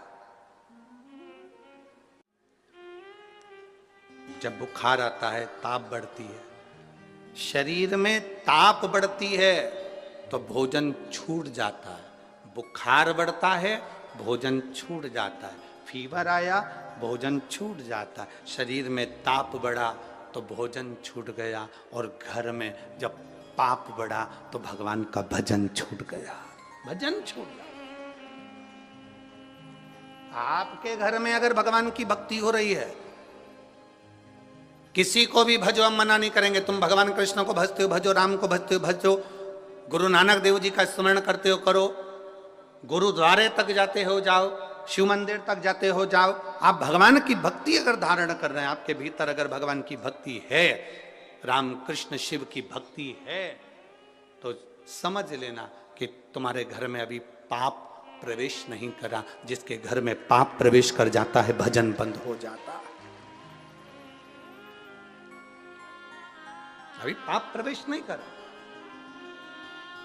शरीर में ताप बढ़ता है तो भोजन छूटता है, और घर में पाप बढ़ता है तो भजन छूटता है। शंभो शरणे पड़ी मांगू घड़ी रे, दुख काटो दया करी ने दर्शन। पाप बड़ा, भजन छूट जाता। देवराज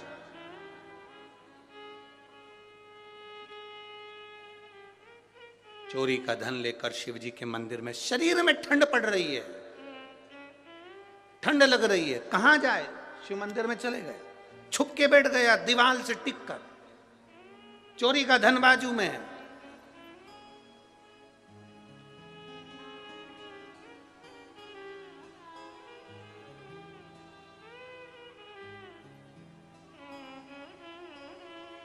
महाराज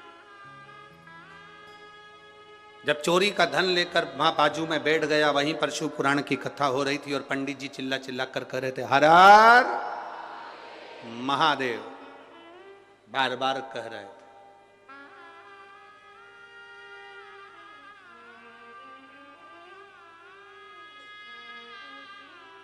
बारंबार पंडित जी चिल्ला कर कह रहे थे, हर हर महादेव। अब इसको गुस्सा आ गया। एक तो शरीर में बुखार आ रहा है, सिर दर्द हो रहा है, ऊपर से चिल्ला रहा है।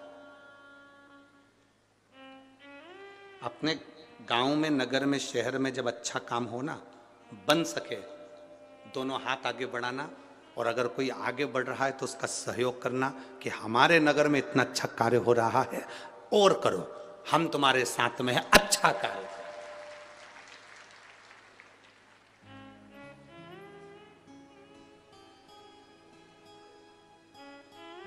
पर कई लोगों की आदत रहती है, जब अच्छा कार्य होता है तो बीच में टांग अड़ाते हैं। हम कहते हैं हाथ अड़ाओ, टांग नहीं।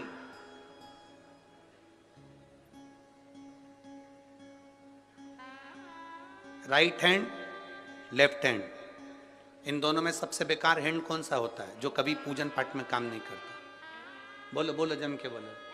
लेफ्ट। इस लेफ्ट हैंड को एक बार बड़ा दुख हुआ। भोजन भी करें लोग इसी से, भजन भी करें लोग इसी से, माला भी जपें इसी से, भोग भी लगाएं इसी से, है मैं तो पीछे रह जाता हूं, मैं करूं तो करूं क्या। एक दिन ये लेफ्ट हैंड, उल्टा हाथ, एक संत के पास गया और उससे कहा, बाबा मेरा ये हाथ किसी काम का नहीं, फिर भगवान ने मुझे पैदा ही क्यों करा? एक ही हाथ दे देता, उसी से सब काम हो जाता। यज्ञ, अनुष्ठान, दान, पुण्य, श्रृंगार, पूजन सब उसी से। मैं क्या करूं? मेरी जिंदगी में दुख ही दुख लिखा है, मैं किसी काम का नहीं। इतने में संत ने कहा, एक काम कर, जब वो सीधा हाथ राइट हैंड कोई अच्छा काम करे तो तू उसको टच कर लिया कर। टच कर लेगा तो तू भी पूजाता चले जाएगा। तू उसको टच कर ले। अगर तूने उसको टच कर लिया, जब से हमारे यहाँ नियम में हम आरती करते हैं तो हाथ टच कर लेते हैं, ये उल्टा हाथ उससे चिपक जाता है। दान करते हैं तो ये उल्टा हाथ उससे चिपक जाता है। उसी तरह कोई अच्छा काम कर रहा हो तो अपना फर्ज है, अपने हाथ को उससे टच कर लो। भले अपना 1 रुपया खर्च नहीं हो, भले अपन कुछ नहीं कर सकते, पर टच में रहेंगे तो भी नैया पार हो जाएगी, ये निश्चित है। थोड़ा टच कर लो, थोड़ा सा। उसी को देख के टच मोबाइल हुआ, उसी को देख के टच।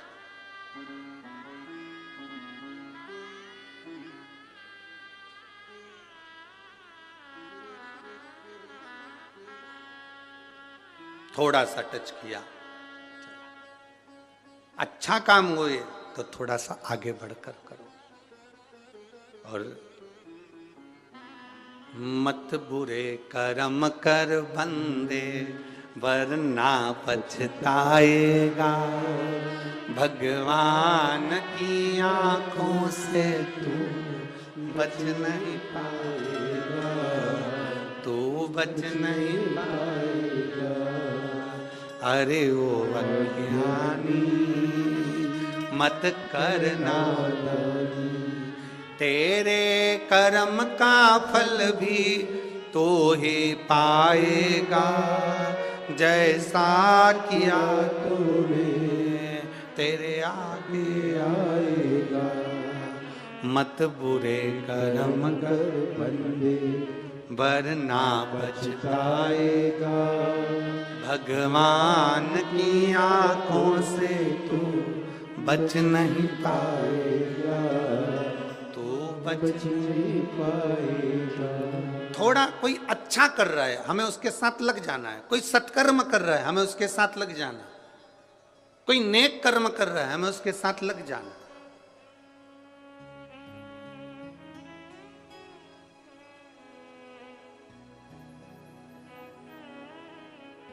मैं हमें अमरजीत जी मेहता जी आपको धन्यवाद दूंगा। स्टेशन से आने वाली कई बसें, ऑटो, ई रिक्शा, बहुत सारे ऐसे रिक्शा, बहुत सारी ऐसी गाड़ियां हैं। आज हमारे भक्तों ने सीहोर मैसेज डाला कि बहुत बहुत धन्यवाद ऐसे जजमान को जिन्होंने गाड़ियां भी कुछ फ्री कर दी जिससे भक्त लोग यहाँ तक पहुंच रहे हैं, उसके लिए धन्यवाद है। साधुवाद है आपको, बहुत बहुत धन्यवाद।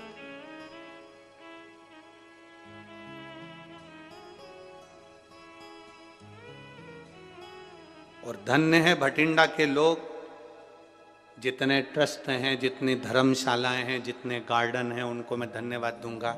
उन्होंने भक्तों के लिए अपने अपने मंदिर, अपने अपने हॉल सब खोल दिए हैं कि पंडाल में ठंड पड़ेगी तो लोग वहाँ जाकर सो जाएंगे। मैं भटिंडा के सभी भक्तों को धन्यवाद देता हूँ। प्रत्येक समाज का व्यक्ति ने अपनी अपनी धर्मशालाएं, अपने अपने हॉल खोल दिए भक्तों के।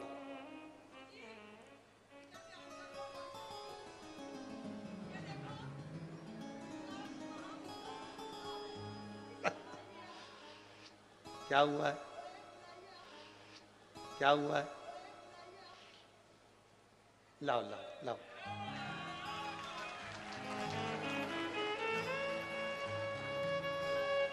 पूछो जरा, पूछो क्या हुआ जी?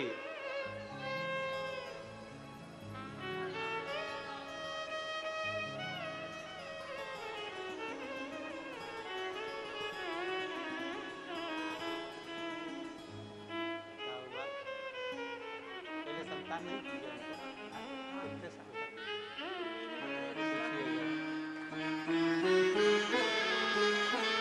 शंभो शरणे पड़ी मांगू घड़ी रे दुख काटो, दया करी दर्शन आपो, दया करी दर्शन आपो। शिव कथा कर रहे बाबा देवादिदेव महादेव का संवाद कर रहा। हम जानते हैं इतने सारे पत्र हम नहीं पढ़ पाते, पर आप लोगों का भाव बड़ा निर्मल है, शुद्ध है, और यही बाबा से प्रार्थना है हम पत्र पढ़ पाएं ना पढ़ पाएं, पर आपको अगर मेरे भोलेनाथ ने झोली भर कर दिया है तो लिख कर जरूर भेजो। बाबा तो पढ़ेगा ना, बहुत हम भले पहुंचे पर पढ़े ना पढ़े, पर आपका भाव यहां तक पहुंचे। शिव तत्व, शिव कथा कर रहे, भगवान शंकर का संवाद कर रहे, शिव महापुराण कर रहे। एक विश्वास को दृढ़ करिए, एक भरोसे को दृढ़ करिए। देवराज मंदिर के अंदर बैठ गया, शरीर दुबक लिया, ठंड पड़ रही थी, ठंड में दुबक कर बैठा। दुबकता।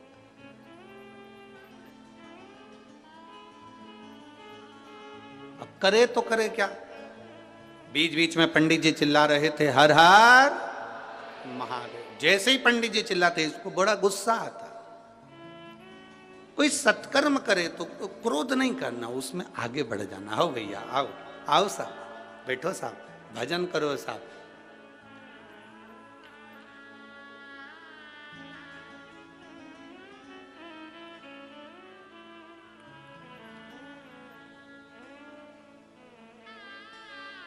भटिंडा पंजाब से भी कई भक्तों ने सीहोर फोन लगाए कुबेरेश्वर धाम पर कि हमको कहीं आगे बैठने की व्यवस्था मिल जाए, कहीं कहीं बैठने की व्यवस्था मिल जाए। तो कुबेरेश्वर धाम से सबको एक ही बात कही जाती है, शिव महापुराण ये नहीं है कि आप आगे बैठोगे तो कृपा करेगी। शिव महापुराण तो जहाँ बैठोगे और दिल से सुन लोगे वहीं पर करुणा कर देगी। शिव महापुराण का ऐसा नहीं है कि आप आगे बैठोगे तो बाबा कृपा करेगा, आगे जाओगे तो बाबा कृपा करेगा।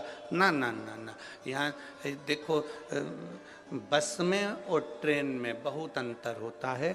बस में आगे की सीट देखी जाती है जिससे पीछे दचके ना लगे। ट्रेन में ये नहीं देखा जाता कि आगे की सीट है कि पीछे की है, उसमें दचके का काम ही नहीं है। शिव महापुराण में दचके का काम ही नहीं है, तुम्हारी मर्जी पड़े जहाँ बैठो। वो करुणा करने में देरी नहीं करता, तुम जहां बैठे हो वहां भजन करने में लग जाओ, तुम जहां बैठे हो।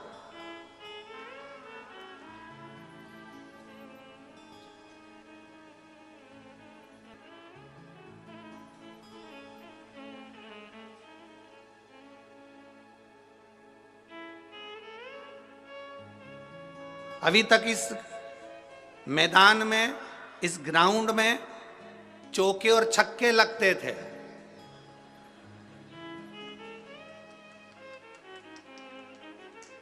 और जितने वो कुर्सियों पर बैठे हैं ऊपर स्टेडियम में, ये सब देखते थे। अब की बार तुम जितने स्टेडियम में बैठे हो, तुम्हारे चौके छक्के लगेंगे और बाहर वाले देखेंगे कि बॉल कहां जा रही है। जितने स्टेडियम के अंदर हैं, जितने इस ग्राउंड के अंदर हैं, वो मेरे महादेव की गेंद बनकर उचकेंगे और पूरा भटिंडा दिखेगा कि भजन कफल है। ये शिव की भक्ति है, ये शंकर की उदार। क्या दिया, ऐसे दिया, कैसे प्रदान करा, उस पर निर्भर कर। एक ओवर में कितनी गेंद डलती है? 6 नहीं, एक ही ओवर में चलती है। 6 नहीं डलती है, एक ओवर में एक ही गेंद डलती है, वही 6 बार चलती है। तो एक ओवर में कितनी गेंद डलती है? एक, वही 6 बार चलती है। वो तो गिनाई में 6 आती है। उसी तरह मेरा बाबा इतना दे देता है कि लोग सोचते हैं ना जाने कितना करोड़ों दिया, कितना धन दिया, कितना वैभव दिया, कितनी सत्ता दी। उसने तो एक ही दिया, पर काउंटिंग ज्यादा हो, गिनने में ज्यादा है। शिव भक्ति है। देवराज कापा, गुस्सा आया, क्रोध आया। शिव महापुराण में जाना तो गुस्सा नहीं करना कि तुम्हें आगे बैठे कि पीछे बैठे, दरवाजे पे आकर चिल्लाना भी मती कि मेरे को तो यहीं बैठना है। ना ना, प्रणाम करो, जहां जगह मिल जाए वहां जाकर बैठ जाओ। किसी को मोबाइल भी मत लगाना, तू मुझे जानता नहीं है। अब भी लगाऊं, अब भी ले बात कर ले। कितना रुआब है तुम्हारा कि बस पहुंचते से ही तुमने कह दिया अब भी फोन लगाती हूँ, रुक जा। तो मुझे अंदर नहीं जान दे रही है ना, अब भी फोन लगाती हूँ। बस जैसा रुआब तुम्हारा है ना, वैसे ही रुआब शंकर के भक्तों का है। जैसे ही दुख आता है ना, वैसे ही फोन लगा देती है, एक लोटा जा, रुआब दिखाती है। क्या करेगा?